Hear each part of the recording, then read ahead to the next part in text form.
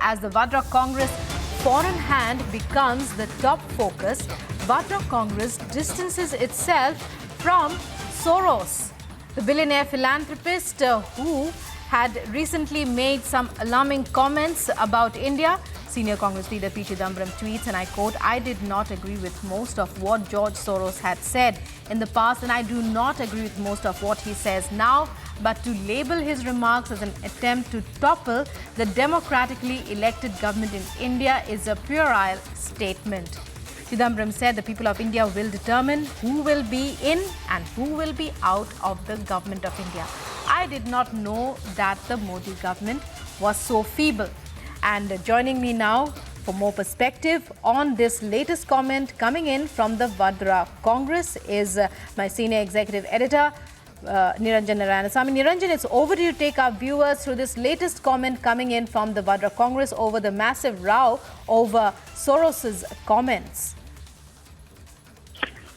Well, it appears that the Vadra-Congress is completely on the back foot because of, the picture proof that came out on Friday that showed that there were people from within the Congress party who were hobnobbing with Team Soros.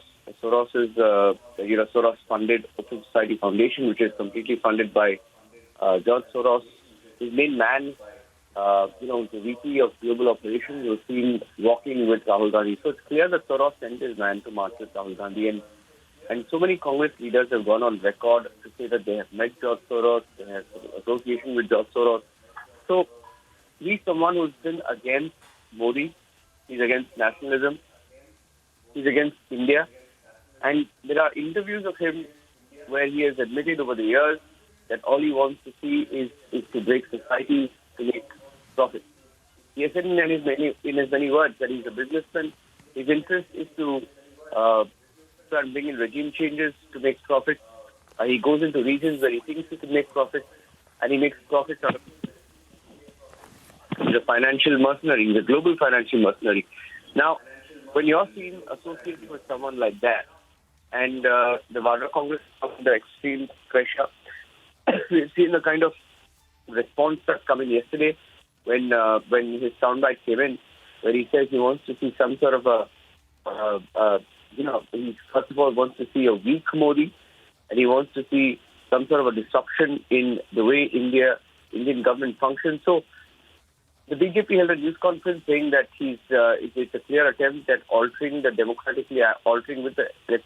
democratically elected government, hinting at a possible regime change attempt by putting a chaos, because he's had a direct role in issues like Pegasus. He's had a role to play in he's had a role to play in the farmers' protest. He's had a role to play in the Hindenburg Adani report.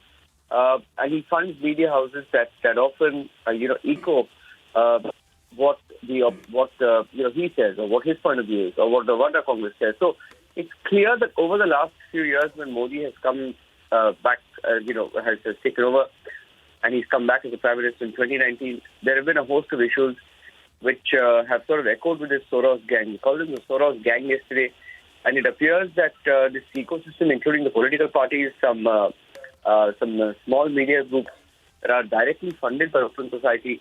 So when you look at all of this, it's clear that the Congress party is on the back foot. What Chidambaram, the former Home Minister P. Chidambaram. Now, he's sort of obviously cover up and downplay, because that is the only thing that the Congress party can try and do. Because the first, ironically, yesterday, there were two kinds of reactions that came in. The first kind of reaction was when Jairam Ramesh tried to distance himself from George Soros, but agree with what George Soros said. And the second kind of reaction was there were leaders within the Congress party like Praveen Chakravarti, etc., who retweeted George Soros, who put out the articles and the comments of George Soros to completely endorse it. So obviously they're completely exposed on this particular issue. They know that the links are clear, the links are out in the open. There is no way that they can dodge these links. So when you're exposed completely, what else can you do but except try and make a defense, or to try and downplay what George Soros said, looking at the sentiment across India. Chidambaram is saying the people of India will determine who will be in and out of the government of India.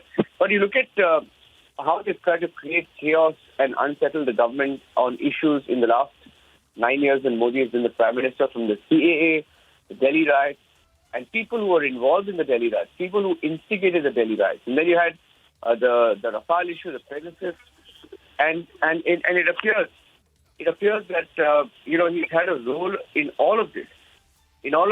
And P. Chidambaram, the former Home Minister, now trying to downplay it, saying that I did not know that the Modi government was so feeble that it can be toppled by a straight statement. It is no straight statement.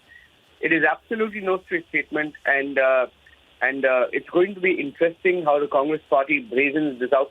Let's see how they do that, Rukma, because it's not going to be easy for them, given whatever has happened and what George Soros has said on record yesterday. Rukma.